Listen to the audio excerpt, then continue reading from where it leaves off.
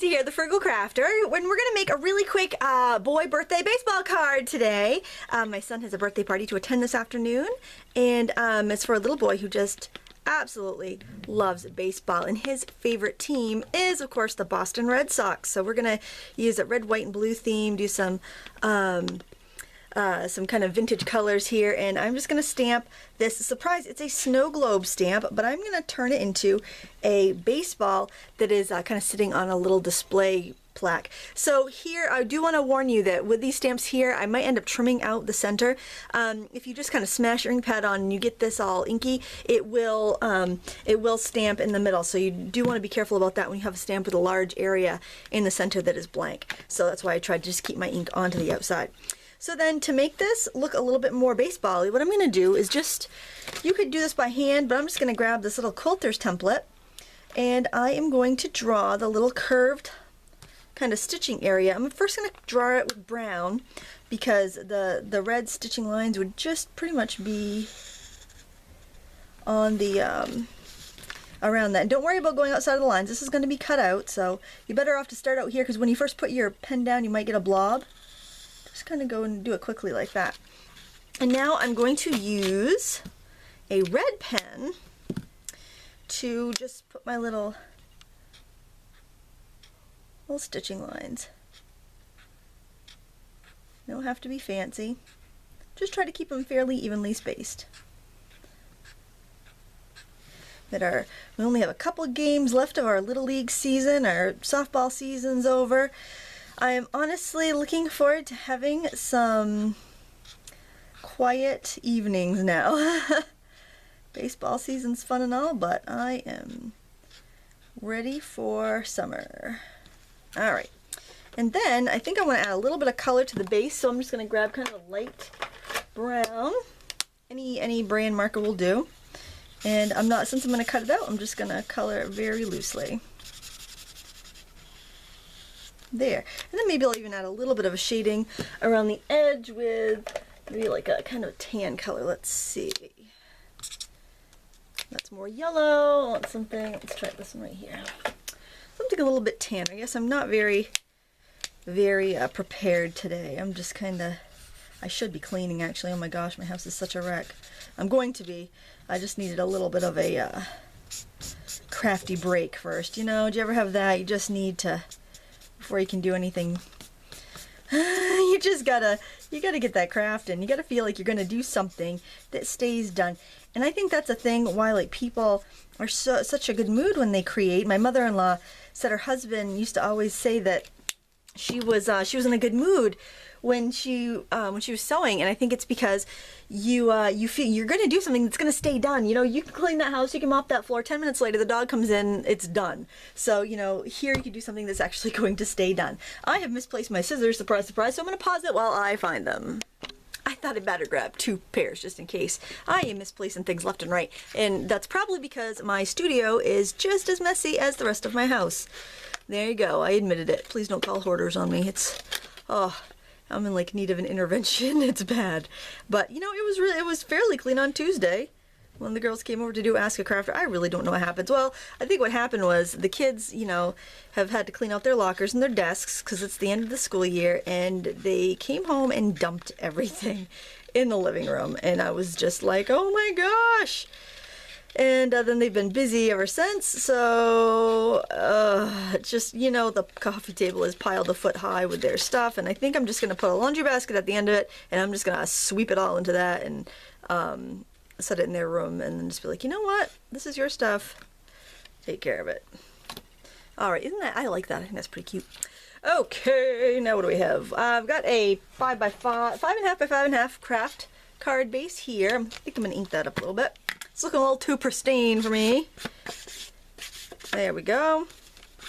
And then I embossed a piece of green cardstock with this bottle cap embossing folder. I thought that was kind of cute. And I'm just wondering if I want to do a little bit of brown on that as well. I like the way that looks. I think that's kind of very baseball-y. This is, I gessoed this, just sweeped a little gesso on it about 5 minutes ago, and it's already dry. See, I'm not getting any gesso on my ink pad. So that's kind of cool. I just kind of want it to look a little bit textured and grungy. but I wanted it to be pretty simple because, you know, I want this to be a quick card. Now, since this is a little warpy because it's been embossed and painted, I'm going to use hot glue to adhere it. I know that's not going to come undone. Since hot glue is thick, it'll marry the paper together. So that's a good reason to use it. And this is a non-directional embossing folder, meaning the bottle caps are twisted different ways, so you can stick it down however you please, which is kind of nice. And now I decided that I would just die cut a little Red Sox logo for this card. Now that, because we had the big copyright, you know, thing, this is personal use. I'm not going to sell this. I'm not going to, you know, share the file to die cut that I made. So, you know, the intent is just a cute little birthday card for a neighbor. And we all give the Red Sox plenty of money all the time, so I'm not going to worry about that too much. I do want to stamp the kid's name down here too, Brennan. And I like this font here. It kind of reminds me of the Red Sox font, so I'm just going to stamp that right here. B R. I love these little alphabet sets. I don't really clean them either. When I use them, I just kind of maybe wipe them off. I usually just use brown or black on it anyways, so it's not that big of a deal. B-R-E. And I like to make the little tags because I hear so often from parents that the kids save their tags and use them for bookmarks or hang them on their wall for decoration. So that makes me want to make a cute little tag, you know. And maybe they just toss it in the trash and the parents are being nice. I don't know, but it's nice. It's a nice thing to do. And look, it doesn't take that long. And then a friend of mine online, Barb, sent me these awesome little glue applicators, and I'm gonna have to wait to share a link to her shop because it's gonna be closed for the next couple of weeks while she has a wedding, grandchild getting married, I think, and but I do want to use this to glue together my little die cuts here. So let me just grab this. I am going to just paper piece this together. So I really like this because, and here's a tip, if you store your glue upside down, it shouldn't clog, which is, did I do something wrong? I probably did something wrong here. Let me grab the other one. I think I must have had it right set up or something. Let me try this one. Here we go. But anyways, I was so thrilled with these. They were so much fun to play with. Yeah, there we go. This one's going. I think I might have let the glue dry on the other one. So this is going to be the label for the tag. And you can find, you know, logos for whatever team you have online, and for cute little custom tags like this. Now, of course, don't sell anything that you've printed and you've used like a logo for because they are trademarked. But for a cute little birthday card, I think that you're fine to use that personal use. There we go. Do this one. I did use my Cricut to cut this, but I have the old Sure Cuts a Lot software, so it allows me to do that, and they don't make that anymore for Cricut users, unfortunately, because that was, if I didn't have that, I wouldn't have bought a Cricut if that wasn't available. So that was a very good thing. I'm using an Eclipse mat with my Cricut machine because they're cheaper, and because I didn't want to give Cricut any more of my money after they had that big stink about Sure Cuts a Lot and didn't let them make their software compatible with Cricuts anymore. So I decided they weren't going to get any more of my money. Gotta vote with your dollar, people. So I'm going to stick that right on the tag. Oh, isn't that, I mean, it's so simple, but it's so easy and cute. And I actually think I might have a baseball brad that I can use with that. I'll set that right there.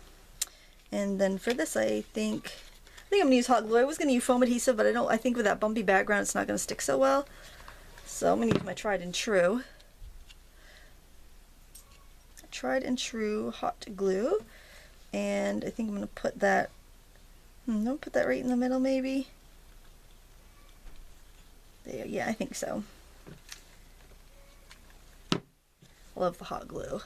Somebody asked me what I recommend for a glue gun. I have the high temperature Surebonder here at my desk because it's got a longer cord and it reaches my outlet. But I actually like the red dual temp Surebonder the best. And it's a red one, and this is a high temperature one, and this one is blue. But I really like the Surebonders. They seem to outlast the other guns. I go through them because I use them all the time. But I can get a couple years out of a Surebonder, which is nice. All right, I'm gonna see if I have any baseball embellishments, and I'll be right back. Well, folks, I struck out trying to find a baseball embellishment. Pun intended there. Oh, funny. Struck out baseball. Get it? So, but I decided I would make a little pennant that said happy birthday. So I've just got this. I take my unmounted sentiments and I put them on Jenga blocks if they're small enough, because I find it so easy to find a to use them that way. So there's a little tip for you. And they're not even the real Jenga blocks. They're like the generic Jenga blocks. And I'm just going to cut that into a pennant shape. You could use a trimmer, get a better straight line, I'm sure. Hopefully that fits on my card. Gee, that's kind of big now that I see it. Well, this is awful. Let me see, what can I do? Can I flatten it out there? Yeah, I'm so unsporty I can't even like make a pennant.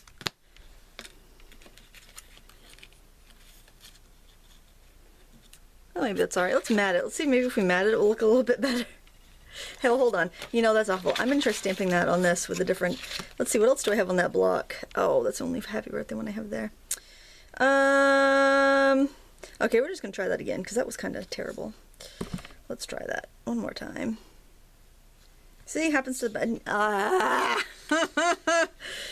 Oh, good grief. Shall we do this one more time for good measure? And if there's anybody still watching this, I would like to thank you for your support wholeheartedly. And there we go. Oh, that's not perfect. Actually, maybe if I cut this with bigger scissors, I can get a better shape. You know, we all have those days, folks, where we can't cut a straight line. Some of us have them more than others, apparently. That's a little bit better. I'm gonna mat that on blue, I suppose. A little bit of my glue that I'm probably gonna clog up because I don't have my recommended little thingy. I don't have the little jar. I'm a mess. What can I say? Summertime video! Even more rough than the school year videos. Yeah, and actually, I think I actually have a pennant stamp that says happy birthday on it, but I was too lazy to go find it. Yay for laziness. I'm not sure about that. Nah, it's fine. Oh, come to find out, it's just fine. Alright, so something else that I was asked about was the envelope punch board, and Oriental Trading sent me one to try. So I'm going to give that a whirl in just a second. I do want to, what do I do with that red paper? I think I'll make like a little pennant stick. It's chilly in my studio. I'm actually, you know, in my daytime clothes, but I threw my bathrobe on before I came downstairs because I needed an extra layer. It's still cold down here. What the heck? It's like June 13th. Oh yeah, I think that will do the trick. It kind of looks more like a golf, flag than a baseball pennant, but what are you gonna do, you know? Ah, well. You know, some days it's just how it goes. There we go. So we've got our little tag, and let's put a little ribbon in our tag, and then we'll make an envelope. And see, that's the thing though, you know, this kid's gonna love this because it's got like the Red Sox colors on it, and that's what matters, you know, really. B is for baseball. There we go. That's kind of cute. I kind of like that. Alright, so we're going to make an envelope. Move some things out of the way. Cap off my ink pad. Put this little pin in my glue before I lose it. That's the thing with these. You got to put the pins in or you'll be in big trouble. Okay, so this is the envelope punch board. I know I'm a little late to the party here because everyone's been using them, I guess. Oh great, I've lost it. This pin goes to the other one. Huh. I'm a mess. Put that in there. And they've been very popular, and I tried one out at the stamp show last year and I wasn't that impressed, but I thought I'd give it another chance. So I want to make a 5.5 by 5.5 envelope. Well, that's a card size, and so this will make an envelope a little bit bigger.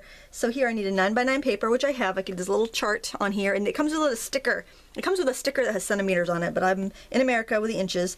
And so it says score line at 4.5 inches. So what you do is you set your paper at 4.5 inches, and your little scoring tool sits right in there, which is kind of handy. and then you just need to score. You start here, right here at the edge of the little punch area, and you score it out, and then you punch. Now I do notice that some papers punch better than others. Same thing like if you're using a regular paper punch, you know how some papers are kind of crispy and they punch really well, and some papers are kind of catchy. You can see that wants to catch a little bit. This is some of the Hobby Lobby brand paper. I don't know if it says Hobby Lobby, it's kind of like their own store brand. And I found that and I didn't do that to this, but if you do have a paper that doesn't punch very well, if you go to, if you use your heat gun and kind of dry it out a little bit, it'll wick the moisture out of it and it will punch much better. Alright, so there is the envelope all punched. I'm going to set that out of the way. And I'm going to put that, I'm going to put that right in the storage thing so I don't lose it in 2 seconds. As soon as I turn off the camera, I swear. Oh yeah, there's another little punchy thing on the other side. Look, I've already lost it. Did you hear that? That was the scoring tool hitting the floor. This is the other little thing. You can make the, you can curve over the top of your flaps. You look all professional. Me looking professional. Yeah, that's a joke. Alright, and since this is going to be a hand-given present card, I am just going to do it this way. Is this my, get the Elmer's glue here. So this will work. I can keep the pattern on the outside. If I was going to be giving this, if I was going to mail it, I would have the pattern on the inside. I think I'm going to score this a little too hard because I did see that I ripped in a spot. But there you go. And there it will fit this card perfectly. So there you have it. A card, a tag, an envelope on the last minute for a birthday party with a baseball theme. You can, of course, customize it to whatever your local team is, or your kids' little league team or softball team or whatever you have. There you go. And thank you so much for watching, and until next time, happy crafting.